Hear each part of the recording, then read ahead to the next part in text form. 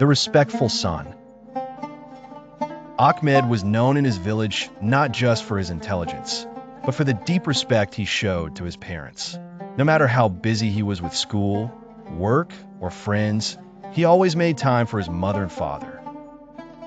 One evening, his friends invited him to an exciting trip. Ahmed was thrilled, but he remembered that his father needed help repairing the old roof before the rainy season. Without hesitation, he kindly declined the invitation.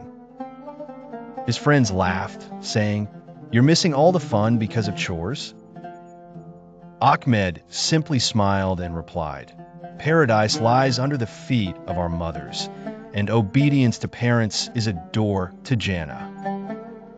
That weekend, while his friends enjoyed the trip, Ahmed spent the day fixing the roof with his father.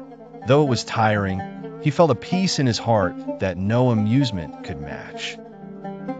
Years later, when Ahmed faced difficulties in his career, his parents' sincere prayers opened doors for him. He succeeded in ways his friends only dreamed of. Moral: serving and respecting parents leads to true success.